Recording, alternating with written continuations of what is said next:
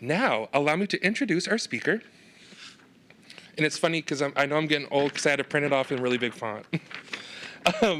Bridget Kies is Associate Professor of Film Studies and Production and Assistant Director of the Women and Gender Studies program at Oakland University. Her research examines queer media, audiences and fans, and cultural responses to AI. She is co-author of Teaching AI in Film and Media Studies and co-editor of Fandom, The Next Generation. Her book on the iconic TV series Murder, She Wrote was published by Wayne State University Press 2025, and her research on queer media and fans have been published in numerous academic journals and edited collections. She is currently in the final stages of a book examining how popular television of the 1980s presented images of queerness to mainstream audiences, to be published in 2027. Let's give a nice big Ann Arbor welcome to Bridget.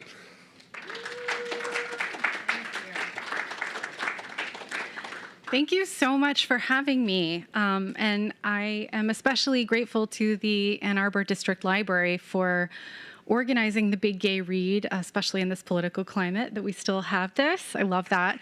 And I'm really grateful to Jacob, especially for asking me here. I research queer media over here and fan studies over here, and for the past couple of years, I've taken a detour to researching AI. And so those always seemed like three very different avenues. So I'm also sort of grateful to Chuck Tingle for writing this book, which suddenly puts them all together. I have Invisalign, so if you can't understand me, just like holler and wave, and I'll re-articulate. Before we start, how many of you have actually finished reading Bury Your Gaze? Those of you in the room where I can see. Okay, those of you who haven't, you should read it. It's a fun read. It's really heartwarming in ways I hadn't expected. I will reference the book tonight, but I tried very carefully not to give any major plot spoilers.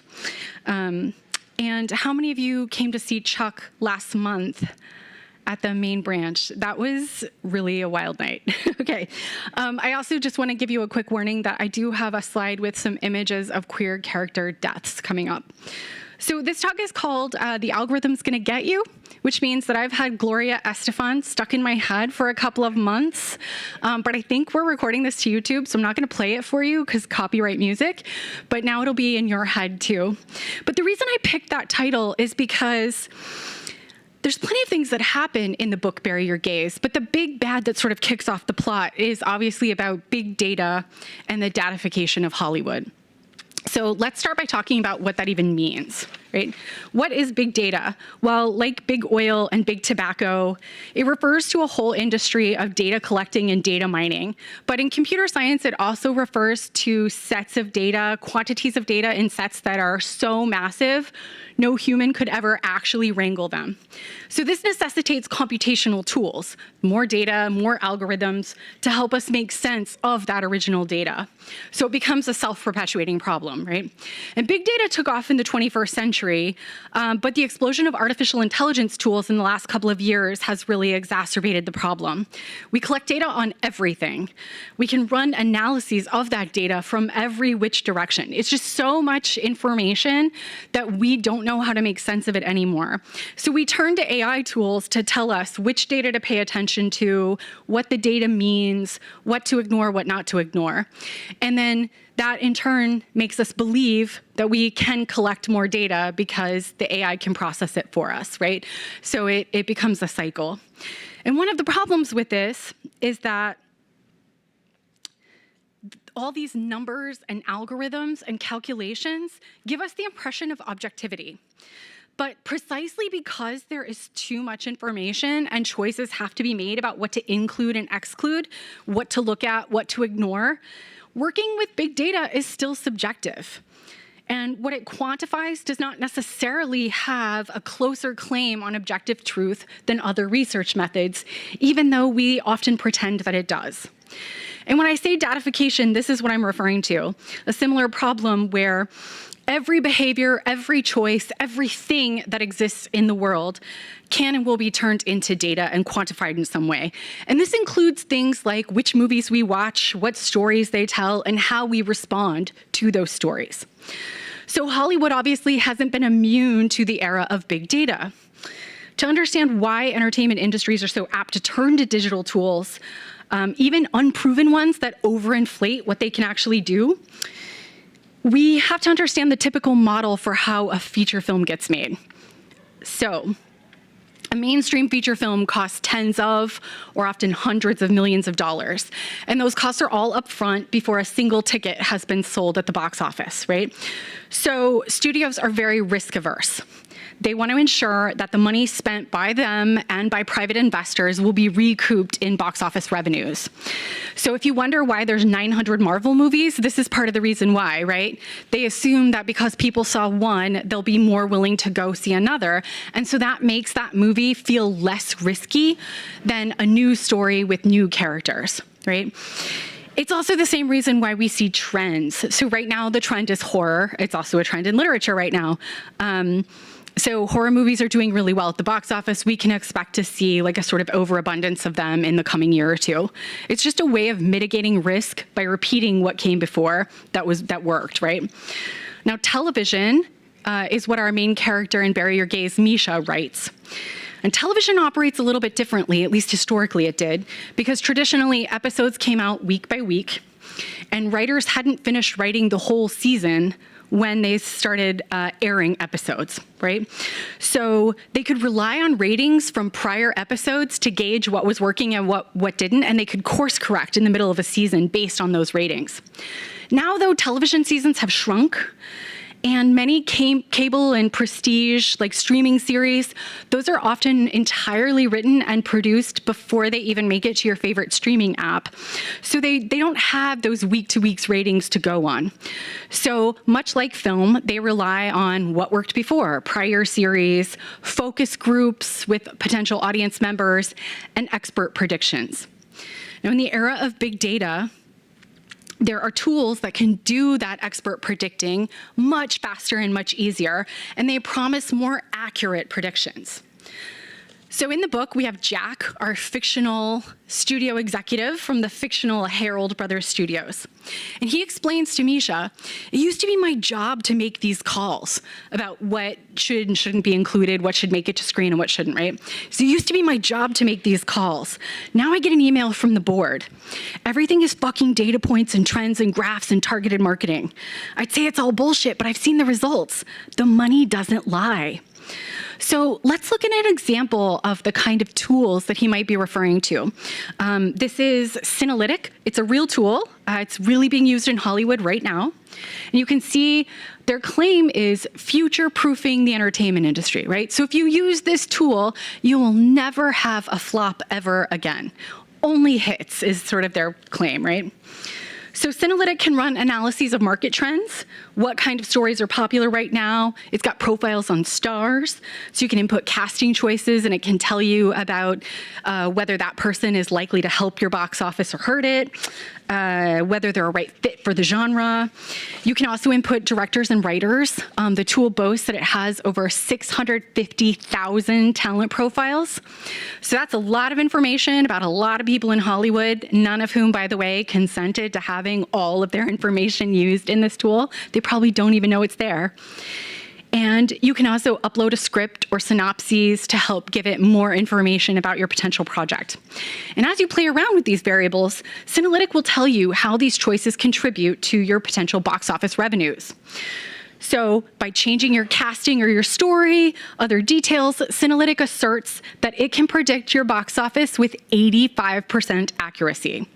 And it can also predict things like audience demographics, gender, age, but also things like household income, which is really important for television for finding advertisers.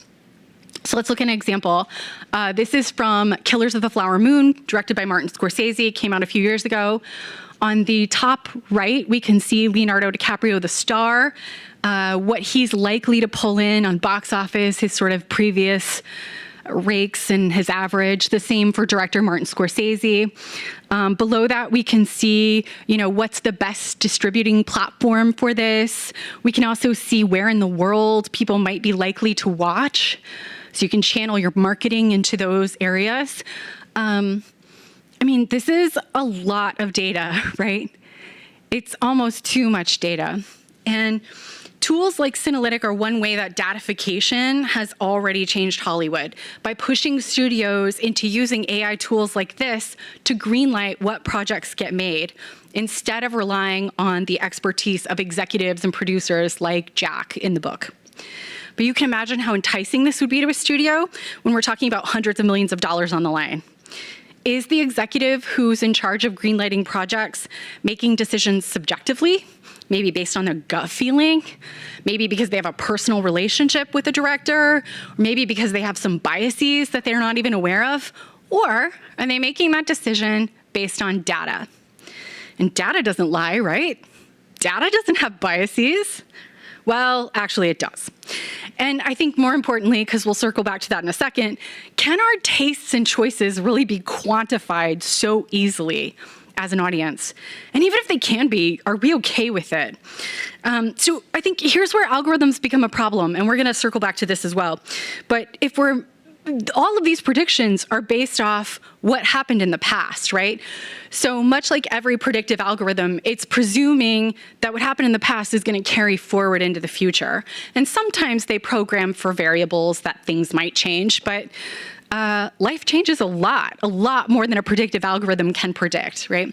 So I think we're limiting the possible growth and change in new directions if we rely too heavily on past data. Okay, let's talk about bias first, though. In her book, Algorithms of Oppression, Safiya Noble describes the process of searching for the term Black girls on Google and getting results that were really racist and pornographic. And effectively what happened was the search algorithm was funneling different ways that it saw people responding to terms like African American and Black, and those results got amplified out of the expectation that that must be what users wanted in their results, right? And it also misidentified images. So images of animals instead of humans, for instance, have to be flagged as such. Otherwise, the algorithm continues to correlate them with human beings. So after her experience of doing this, Noble argues that there's a missing social and human context in some types of algorithmically driven decision-making. And this matters for everyone engaging with these types of technologies in everyday life. It's a particular concern, she says, for marginalized groups, those who are problematically represented in erroneous, stereotypical, or even pornographic and racist ways in search engines, and those who have struggled for non-stereotypical or non-racist or non-sexist depictions in media and in libraries. It's a mouthful, but we understand what she's saying, right? If we're vulnerable in real life, the odds of that getting amplified through things like a search algorithm increase. And Noble was writing about search, right? This was based on her experience of Googling. But this idea has been swiftly adopted by those of us who study AI.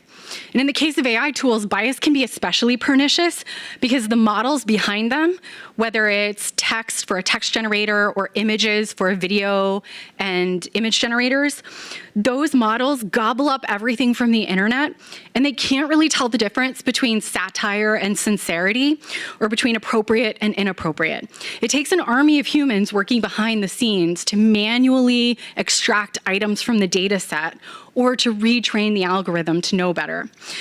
Now, so replicating human biases and stereotypes is pretty easy for AI tools to do, right? But today, those tools have been on the market for a couple of years, so most of them have pretty good ethical safeguards at this point. But if you try to poke them, you'll find holes. But those safeguards only exist because it's been a few years of that army of humans working behind the scenes, right? It's not a perfect system. It still has the ability to reproduce biases, especially when we're thinking about biases that aren't quite so obvious and immediately offensive as what Noble found. Right? So let's look at an example with LGBTQ media. Okay, so here we have, I'm gonna call them the most reliable couple of years worth of stories. And when I say reliable, what I mean is guaranteed hits on a streamer, guaranteed ticket sales at the box office, right? The most reliable stories right now with queer characters are about tweens and teenagers coming out. Pretty much always boys, sometimes young adults. And if we look at the images, pretty much always white. So if we draw on the success of past data, are we then more likely to just keep telling stories like this over and over? Are there no queer girls, queer adults, queer trans people who are like already out and literally doing anything other with their lives than coming out? Right? The data might become a self-perpetuating problem. So we'll come back to this in a moment. But now, in addition to box office predictions and help green lighting projects, Hollywood has actually integrated AI pretty much at every level of production and post-production at this point. Everything from lights that automatically know their own brightness, to visual effects, to having actors perform in front of a giant television screen that generates the set behind them. I mean, it's so many examples that I can't really go into for our purposes tonight. So I'm just going to highlight one other one that intersects with the book. We learn at the beginning of Bury Your Gaze that actor Chris Oak is up for an Academy Award for his performance in the new film Broken Dawn. But Chris Oak is dead. It's actually the AI avatar of him, a digital replica, who is the one who's been nominated. So can this really happen in real life? Sort of, but not really. After the 2023 SAG-AFTRA strike, this is the actors union, right? They went on strike in 2023, you might remember it. And one of the protections that came out of that got put in place was about the use of actors' likenesses for the creation of AI avatars, what they call digital replicas. By the terms of the current SAG-AFTRA minimum basic agreement, so that's the bare bones minimum that every actor who's in the union gets a contract under. They can negotiate for a better contract, but by the bare bones minimum, they might have a replica of their voice and likeness created using digital technology such as artificial intelligence. They may be scanned during employment for a film or asked to have a digital replica created of them outside a current contract, but they have to be informed about this use and its specific use, right? Like a reasonably specific description of the use. They have to be paid for any time spent creating the digital replica. So while they're being scanned or contributing voice samples, they get paid for that time. And then they get paid every time the digital replica is used. It's much cheaper for studios than paying a human actor. And obviously you don't also need things like first aid and catering, but they still have to pay the actors every time that replica is used. If an actor dies, consent doesn't automatically end. And if an actor is deceased prior to the creation of the digital replica, their estate has to consent to its creation. So in the case of Chris Oak, Herald Brothers, our fictional studio in the book, they couldn't just go create his replica. They would have had to work with the estate and under SAG-AFTRA's terms. And they can't just star that replica in any old film they want. There has to be specific use that's been agreed to. So there are some protections in place, right? But does that mean like a giant media company with lots of money and power can't twist people's arms into getting their way or offer them other incentives so they can get what they want? Like, of course they can. So let's imagine, though, that however they did it, Herald Brothers got consent from Chris Oak's estate and they made the digital replica and it starred in a movie. Now, can he be nominated for an Academy Award? No, not starting next year. For the 2027 Oscars, the Academy changed how it defined eligibility for acting awards, specifically to account for digital replicas. So the eligibility criteria starting next year state only roles demonstrably performed by humans with their consent will be eligible. So humans, not digital replicas. So no digital Chris Oak, and with their consent. So when you make a video of someone working out at the gym, which you absolutely should not do, it's not nice, you're not gonna get an Academy Award for it, so don't do it. Okay, so you might have heard of Tilly Norwood. I see a couple of nods, right? So she was announced as an AI actor, and let's put actor in quotation marks, because what is acting when it's computer code, right? Tilly was created by a media company called Particle 6. They call her an AI actor. And a few months after they announced her creation and showed her promotional photos and videos, it really created a buzz. Like, actors started writing think pieces about what this means for the very nature of acting as a human craft. And talent agencies scrambled to, quote unquote, sign her, right? So to get exclusive right to farm her out to different movies. Just a week or two ago, they announced that she's going to star in her first feature film. And I actually have to tell you that I don't quite understand the mechanics of that. It's unclear to me if they have to generate the entire movie with her in it in real time. I'm assuming they have her separate and that she has some code that she might make decisions they haven't expressly programmed, like a video game character, right? It has a script of things it can do, but you don't tell it every single movement. I'm assuming that's how she operates, but we'll see when the movie comes out. But she's one of the reasons why the Academy changed the Oscars rules for the coming year. But for many women, though, I think this raised other concerns, right? Because just at the moment that actors were winning more protections for themselves, like having intimacy coordinators to make sure that nudity and sex was handled responsibly and safely on set, then along comes this digital character who has no rights, no agency, no union, no limits on when she can work, and no ability to say no to anything anybody wants to do with her body. So we say her, right? And it gives me a little chill to think about that, a her with no ability to consent or not consent. But of course, Tilly is not a person. She's just pixels on a screen and some computer code and algorithms, right? But just like a really, really sophisticated photorealist version of animation. So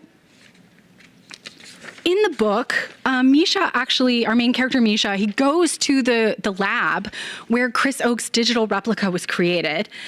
And the technician there explains to him, artificial intelligence is a marketing term. It reminds people of their favorite science fiction movies, evokes wonder. It's a buzzword to pump up the stock price. None of this is real, and none of this is intelligent.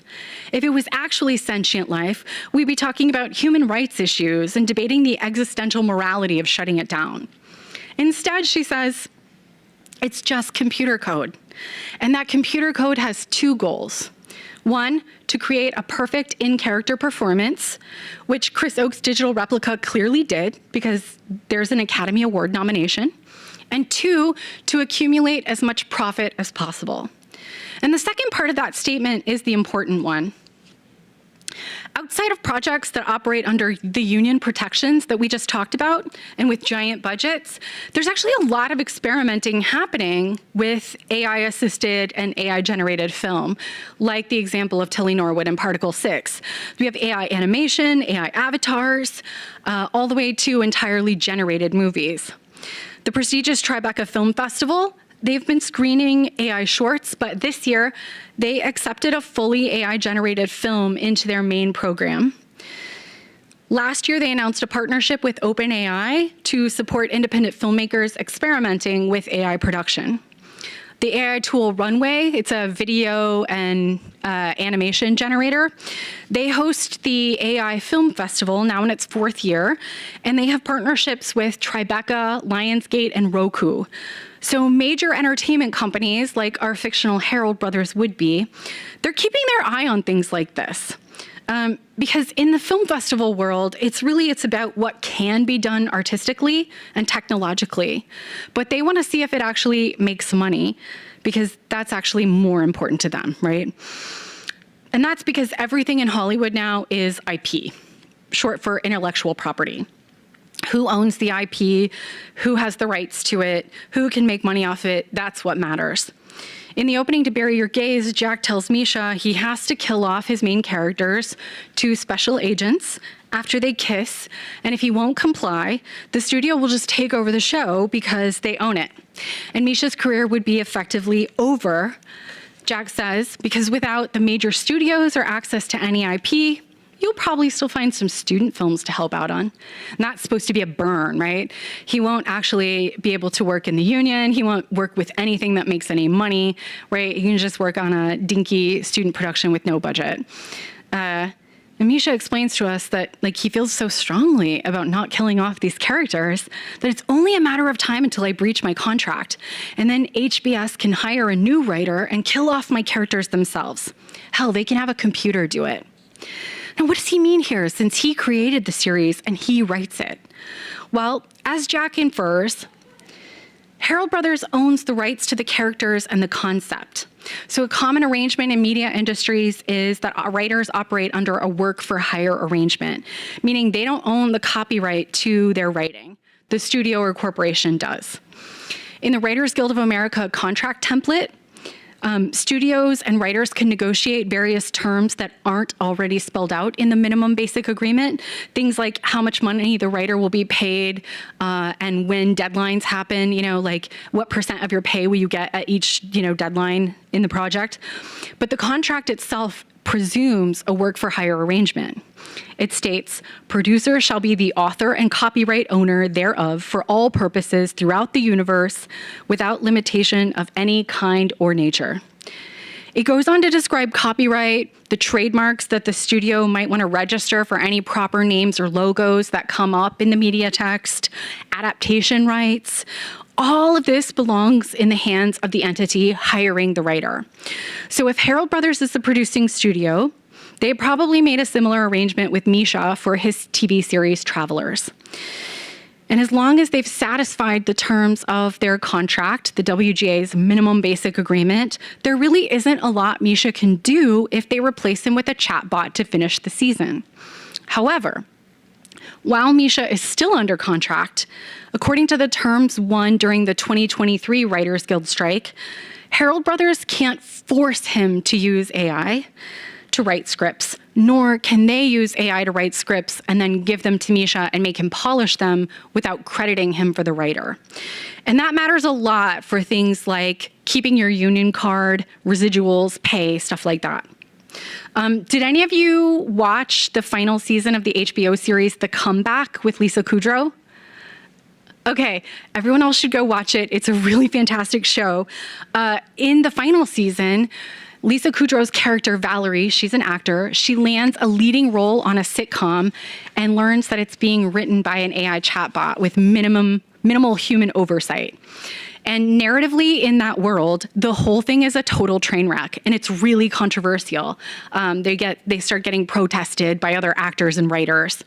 So if you're interested in this topic, I totally recommend watching it. I think it gives a really good look into how Hollywood feels right now about this work for hire versus AI versus human creativity, all of those issues. But it was, of course, made by humans. So the whole story comes down pretty hard on the side of human authorship and human creativity.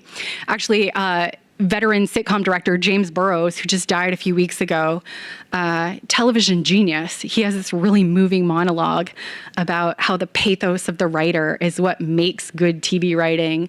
So the suffering that we all do as human beings funnels our creativity. It's a really great monologue.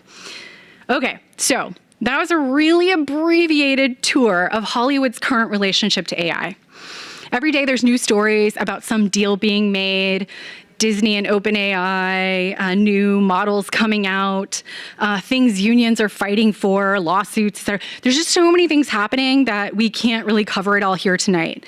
So this is just a small taste, but for our purposes, I hope it gives you a sense of how absolutely pervasive conversations about AI are right now.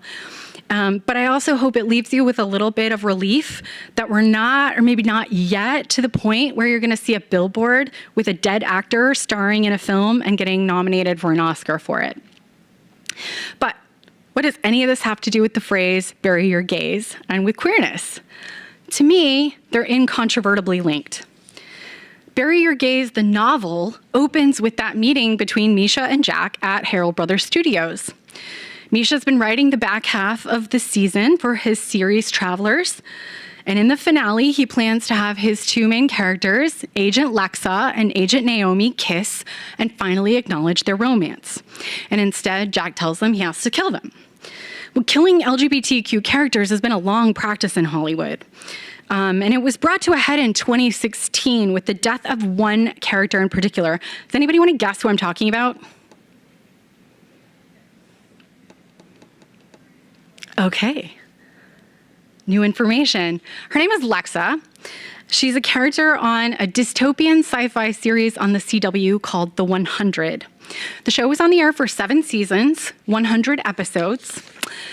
But as a CW series, it had pretty low ratings. 2 million viewers for most of its run, less than 1 million for its final season. Those are perfectly respectable numbers for the CW, which tends to have lower ratings than other networks.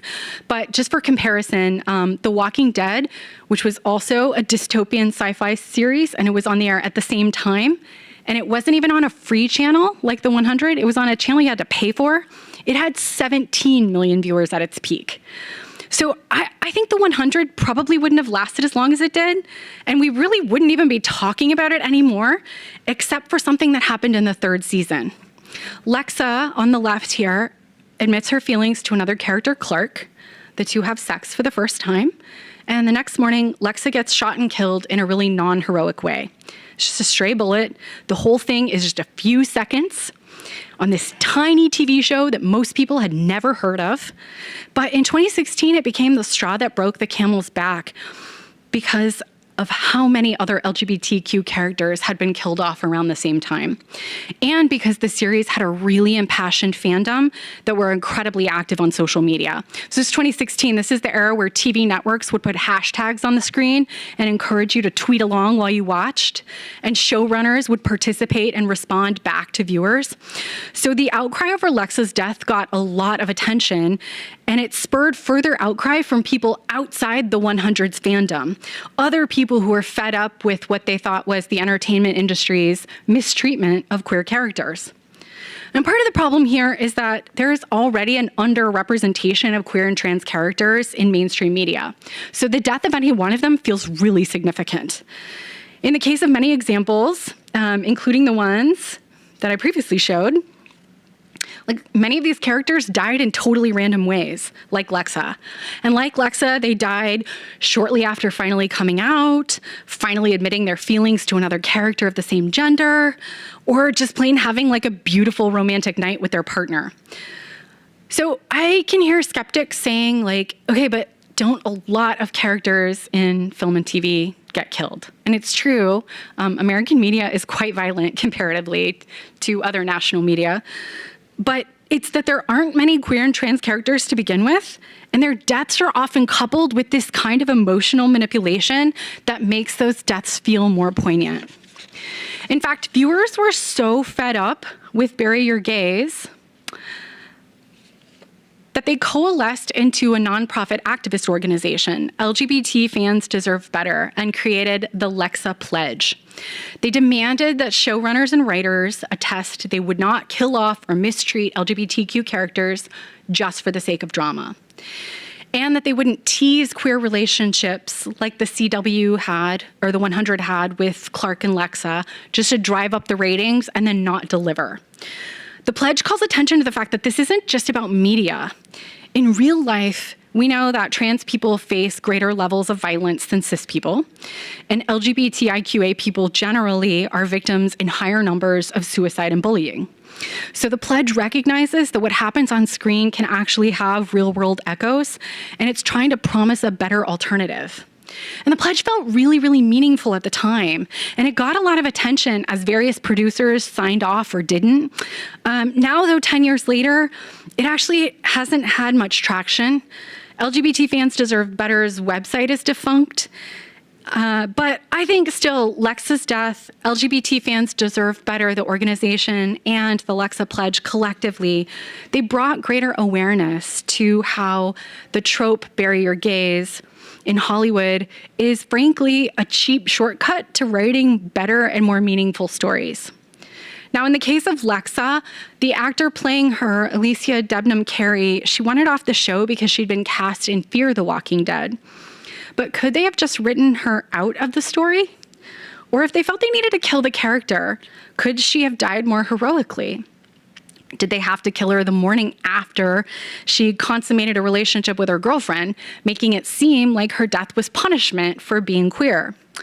all of the other choices that they could have made but didn't, they all contribute to this trope of bury your gays, killing queer characters as punishment for being queer, or because they're rarely central characters and so therefore they're seen as expendable, right? Or because their deaths will manipulate fans who care about those characters, and it'll drive up hype about the show as fans protest on social media. And we see the same thing happen in the book Bury Your Gays, with Misha's attempt to have his two special agents kiss in the season finale. And now Agent Lexa's name should mean something to you. So Jack, our executive from the fictional Harold brothers, he doesn't want to stop the kiss necessarily, but he does want them to die afterward, or he says, maybe just one of them dies, and then you replace her with a more conservative, straight character. So Misha later learns that with the death of a character, a studio can make, and I want to get the number exactly right here, 0.003162% more money, which actually, he realizes in studio economics, adds up to a lot. So let's do some numbers here. Oh, I felt like Kai Risdall for a second. Let's do the numbers.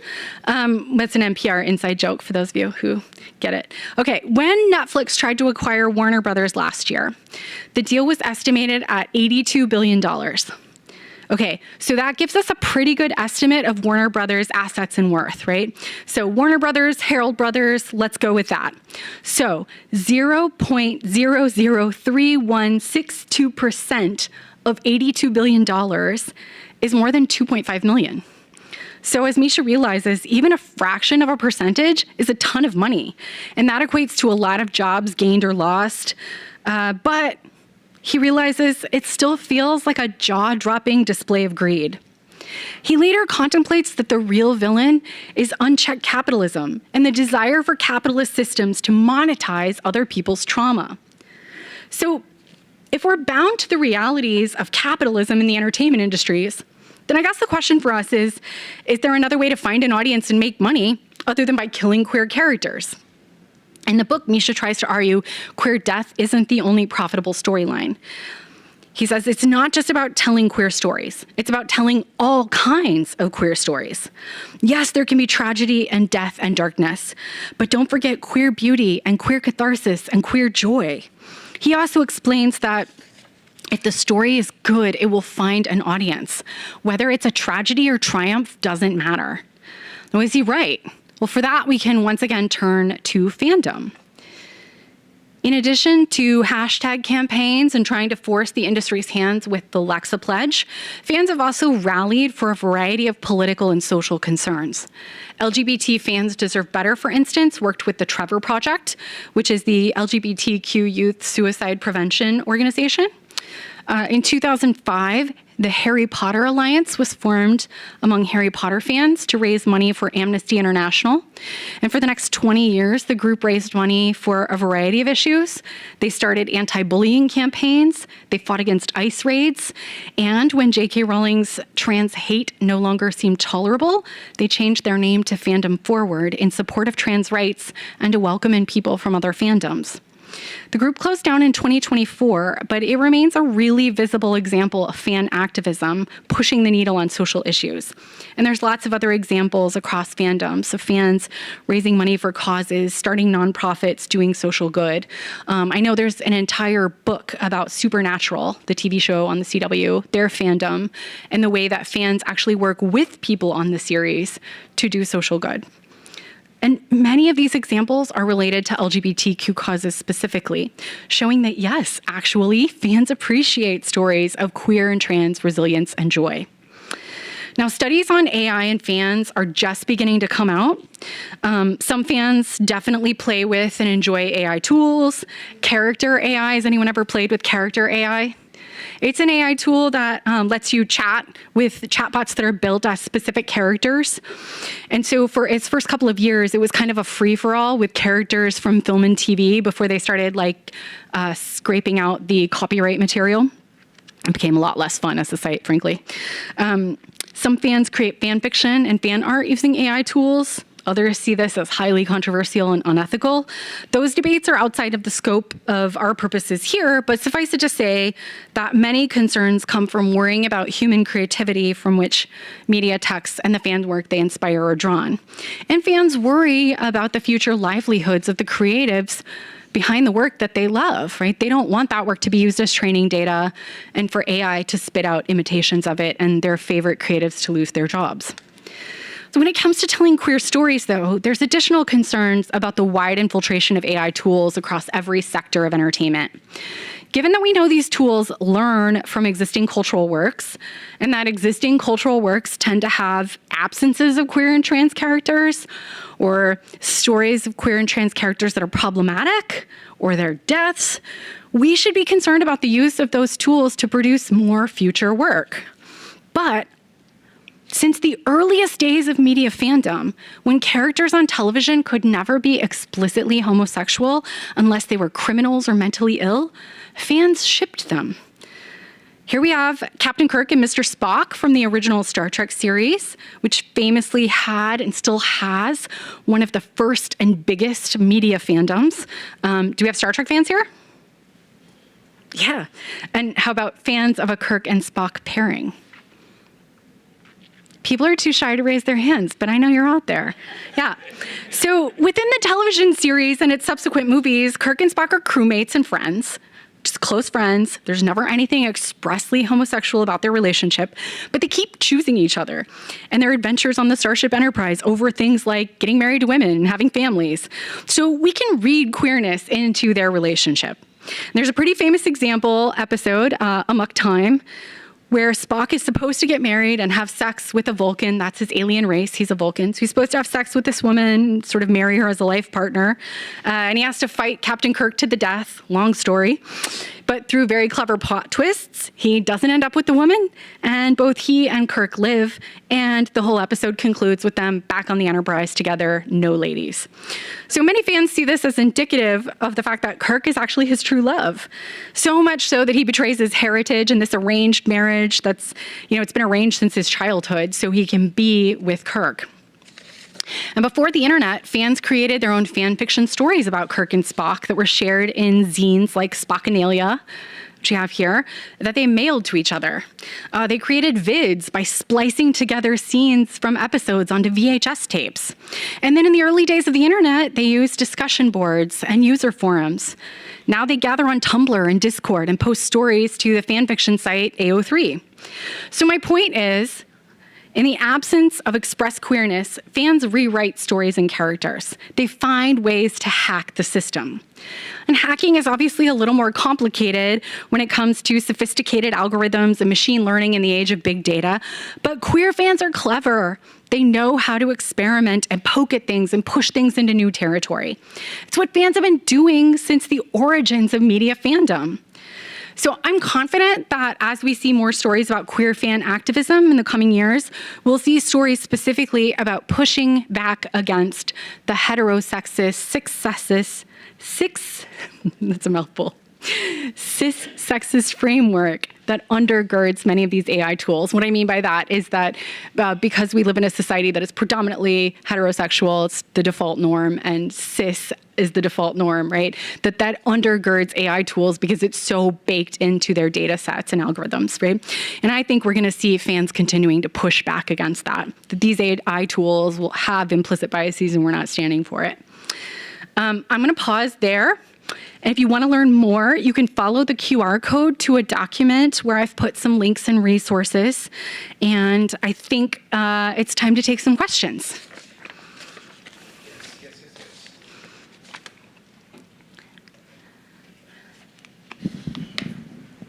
Y'all know what to do. Go ahead and raise your hand if you have a question. I'll come over with my microphone. Yeah.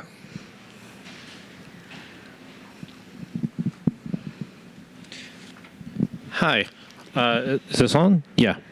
How much of this LGBT erasure do you think is going to be tied to AI versus bad old-fashioned capitalism? Because we've seen expansion of especially movie franchises into markets like China, where they have, as I understand it, a very aggressive censorship against LGBT and related things. Yeah. I mean, the erasure of queer characters predates the launch of AI tools for the general public, for sure. I think most people would answer that by saying that, like, these AI tools have sort of exploded in their growth, and they're really a product of techno-capitalism. Like, the reason they've exploded so much is because we think that they're going to make lots of money, and they're so cool, and they're the future, and they'll help us make more money, like in the case of Sinalytic, right? So I think those two things are actually really deeply tied together. But like Misha, like you, it sounds like, I agree that the fundamental underlying problem is capitalism. And until we see, as Misha tries to argue, queer joy as something super profitable, right, that we're going to continue to see that kind of implicit bias against telling queer stories, and happy ones at that. Yeah. And when we do see it, I'll say while we're walking over there, we see things like heated rivalry just took off, right? So when we do see it, it's not that it never exists. We do see gay romance. We do see happiness from time to time. But they're always really specific stories, like I was saying. They're always targeting very specific markets with very specific stories. And I guess my argument is, I want to see more of the rainbow, right?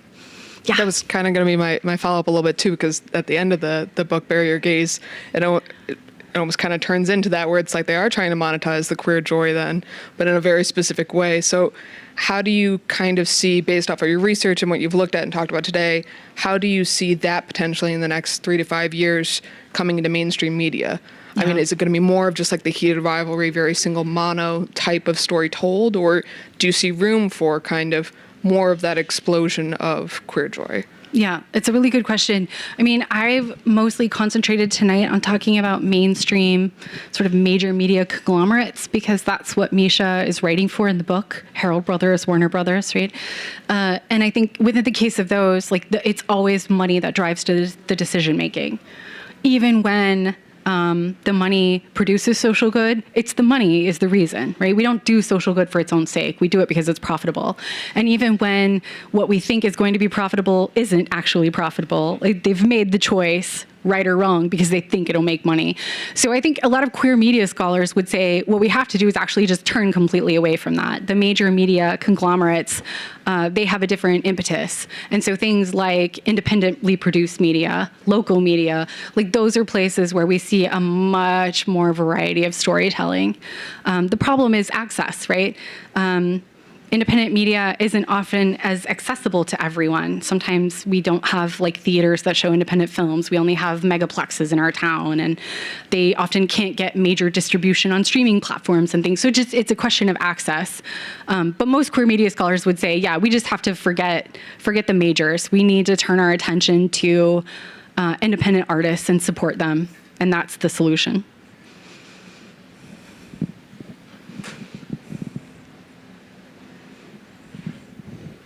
Alrighty, how about we give a round of applause for Bridget Kies? Thank you. Thank you all so much for coming. Appreciate it.